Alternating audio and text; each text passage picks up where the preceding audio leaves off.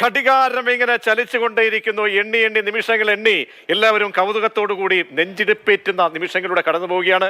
നമ്മൾക്കിതാണ് നെഞ്ചിടിപ്പെങ്കിൽ സ്ഥാനാർത്ഥികളെ സംബന്ധിച്ചോളം എന്തായിരിക്കും അവരുടെ അവസ്ഥയെന്ന് ഊഹിക്കാവുന്നതിന് അപ്പുറമാണ്. എന്തായാലും തിളച്ചുമറിയുന്ന രാഷ്ട്രീയ കേരള സാഹചര്യത്തിൽ നമ്മൾ ആർക്കൊപ്പം, ആർക്കാണ് ജനമനസ് കൂടുതലായി, ആർക്കൊപ്പമുണ്ട് തുടങ്ങിയ നിമിഷങ്ങളിലേക്ക് നമ്മൾ അടുത്തുകൊണ്ടേയിരിക്കുന്നു. നമ്മളിനി പോകാൻ പോകുന്നത് പാലക്കാടാണ്. പാലക്കാടൻ ചൂട്, പാലക്കാടൻ ചൂര്, പാലക്കാടൻ കാറ്റ് ആർക്ക് ഒപ്പമാണെന്ന് അറിയാം. ഗോകുൽ വിവരിക്കും അവിടുത്തെ അടിയൊഴുക്കുകൾ, സാധ്യതകളൊക്കെ തന്നെ. ഗോകുൽ, തിരഞ്ഞെടുപ്പിന് ശേഷമുള്ള കുട്ടിക്കിഴിക്കലുകൾ പാലക്കാടിനെ സംബന്ധിച്ചോളം ഒരു ത്രികോണ മത്സരത്തിന്റെ പ്രകൃതി എന്തായാലും NDAയുടെ സ്ഥാനാർത്ഥിത്വം, BJP സ്ഥാനാർത്ഥി കൃഷ്ണകുമാറിന്റെ സാന്നിധ്യം, ഒപ്പം വളരെ പ്രധാനപ്പെട്ട CPMന്റെ പോളിറ്റ് ബ്യൂറോ അംഗത്തെയാണ് പാർട്ടി അവിടേക്ക് ഇറക്കിയിരിക്കുന്നത്. അപ്പോൾ എണ്ണയിട്ട യന്ത്രം പോലെ എല്ലാ സംഘടനാ സംവിധാനങ്ങളും ഏകോപിപ്പിക്കാൻ പാർട്ടിക്ക് കഴിഞ്ഞിട്ടുണ്ട് എന്ന് CPM അവകാശപ്പെടുന്നുണ്ട്. അതേസമയം VK ശ്രീകണ്ഠന് പ്രാദേശിക തലത്തിലുള്ള ബന്ധങ്ങൾ അതിത്തവണയും മുതൽക്കൂട്ടാക്കാൻ കഴിയുമെന്നാണ് UDF ക്യാമ്പിന്റെ ആത്മവിശ്വാസം. എന്തൊക്കെയാണ് നമുക്കൊരു കണക്കൂട്ടലിലേക്ക് പോയി കഴിഞ്ഞാൽ പാലക്കാട് നിന്നും മനസ്സിലാക്കാൻ കഴിയുന്നത്? പ്രജീഷ്, സത്യം പറഞ്ഞാൽ കഴിഞ്ഞ പാർലമെന്റ് തെരഞ്ഞെടുപ്പിൽ പാലക്കാട്ടുകാരുടെയും അല്ല കേരളത്തിന്റെ മുഴുവൻ കണക്കുകൂട്ടലുകൾ തെറ്റിച്ച ഒരു ഫലമാണ് വന്നത്. ശ്രീകണ്ഠൻ ജയിക്കുമെന്ന് ഒരു സർവേയിലും പറഞ്ഞിരുന്നില്ല, ആരും അത് കരുതിയിരുന്നില്ല. മാധ്യമപ്രവർത്തകർ ഈ ബൈറ്റതിന് ശേഷം എടുക്കുമ്പോൾ ശ്രീകണ്ഠൻ പറഞ്ഞൊരു കാര്യമുണ്ട്. കാരണം എനിക്ക് മാത്രം അറിയാമായിരുന്നു ഞാൻ ജയിക്കുമെന്ന്, പാർട്ടിക്ക് പോലും ആ കണക്കൂട്ടലില്ല, മാധ്യമങ്ങളെല്ലാം എഴുതി തള്ളിയതാണല്ലേ? തീർച്ചയായിട്ടും ഇവിടെ ഒരു പാലക്കാട് ഒരു കഥയുണ്ട്. ആ സംഭവത്തിന് ശേഷം പാർലമെന്റ് തെരഞ്ഞെടുപ്പിന്റെ റിസൾട്ട് വന്നതിന് ശേഷം പലരും പാലക്കാട് ജില്ലയിലെ പലരും പിന്നീട് പ്രവചനങ്ങൾ നിർത്തി എന്നുള്ളതാണ്. കാരണം പ്രവചനങ്ങളൊന്നും പറ്റാത്ത രീതിയിലേക്ക് പാലക്കാട് മണ്ഡലം മാറി എന്നുള്ളതാണ് പലരും പറയുന്നത്. അപ്പോൾ ഇക്കുറി എങ്ങനെയായിരിക്കും എന്നുള്ളതൊരു വല്ലാത്ത സസ്പെൻസ് ഉണ്ട്. കാരണം വിജയരാഘവൻ വരുമ്പോൾ പോളിറ്റ് ബ്യൂറോ അംഗമാണ്.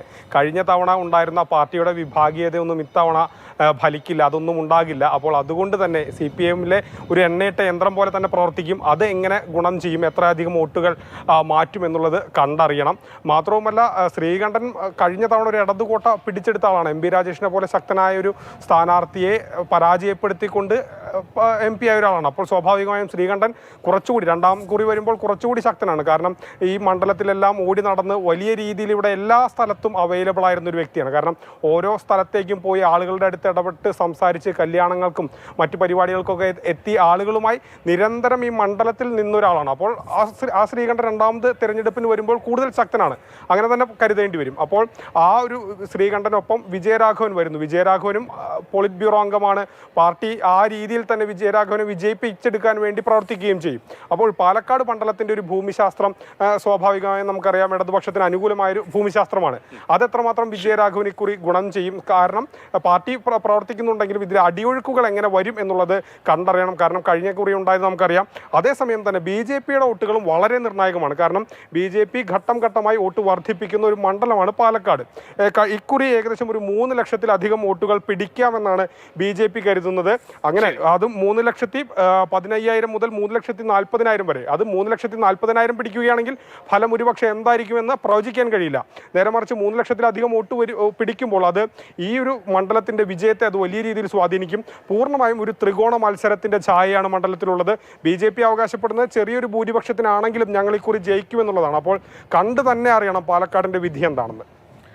ശരി, ഏതായാലും ഗോകുൽ സൂചിപ്പിച്ചതുപോലെ തന്നെ ഒരുപാട് രഹസ്യങ്ങൾ സൂക്ഷിക്കുന്ന ഒരു മണ്ഡലമാണ്. കാരണം 2019 ആ മധുര പ്രതികാരം VK ശ്രീകണ്ഠൻ 11,000 സംതിങ് വോട്ടിന്റെ ഭൂരിപക്ഷത്തിൽ മാത്രമായിരുന്നു നേടിയത്. പക്ഷെ അതൊരു അടയാളപ്പെടുത്തിയ ഒരു വിജയമായിരുന്നു.